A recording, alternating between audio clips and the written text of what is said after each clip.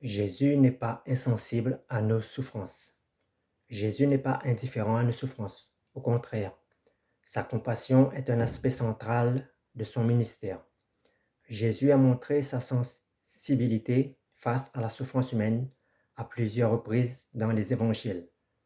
Jésus a été saisi et ému de compassion en voyant des foules désemparées, comme des brebis sans berger, et a agi pour les réconforter et les guérir. Dans la parole, on constate que Jésus ne se contente pas d'observer la souffrance. Jésus assume nos souffrances et la transforme en un acte d'amour. En souffrant avec nous, Jésus nous permet d'avoir une compréhension profonde de nos douleurs.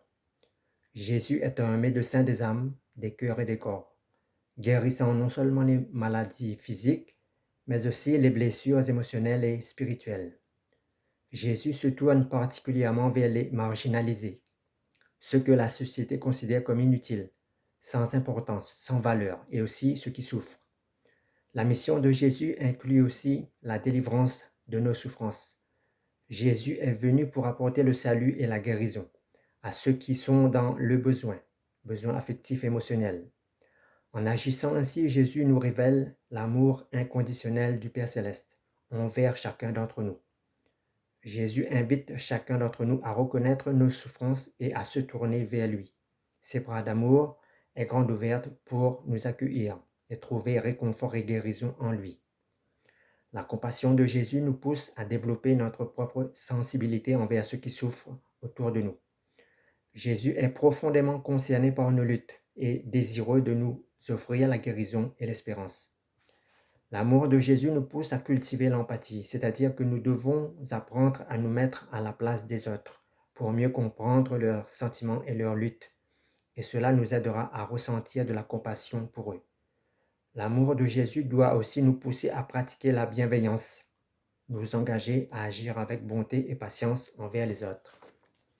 Surtout ceux qui traversent des moments difficiles, nous devons prendre conscience des besoins de chacun autour de nous et de ne pas hésiter pour les aider. L'amour de Jésus doit nous apprendre à pardonner comme Jésus nous a pardonné. Le pardon est un élément essentiel pour libérer notre cœur de l'amertume, de la vengeance, de la colère. Le pardon est un excellent médicament spirituel pour guérir les cœurs brisés, déchirés. Le pardon est un moyen central qui ouvre la voie de notre cœur à la compassion. Ensuite, nous devons avoir la compassion pour les autres et c'est fondamental envers nous-mêmes. Comment la compassion de Jésus peut-elle m'aider à surmonter mes propres souffrances? La compassion de Jésus peut jouer un rôle essentiel dans le processus de surmonter nos propres souffrances.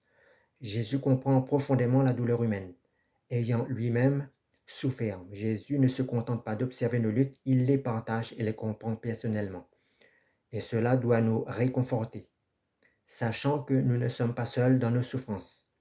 En nous tournant vers Jésus dans nos moments difficiles, nous pouvons expérimenter une paix intérieure et une guérison spirituelle.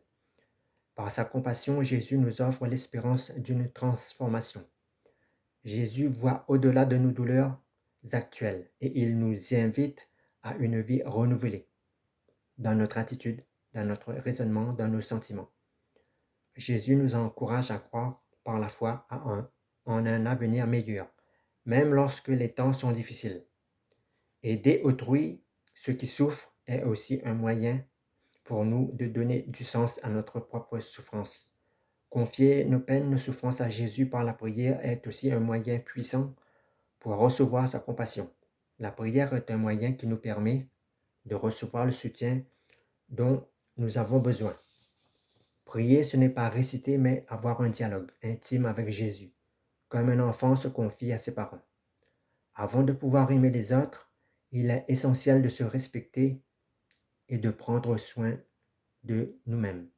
Ce que veut dire Jésus en disant « aime ton prochain comme toi-même ». Cela inclut la santé mentale, physique et spirituelle. Nous devons reconnaître notre propre valeur. Ce qui nous donne de la valeur, ce n'est pas le monde ou mon patron ou mon mari ou ma femme, c'est Jésus qui me donne de la valeur. En reconnaissant nos valeurs, nous serons mieux à même d'aimer les autres authentiquement.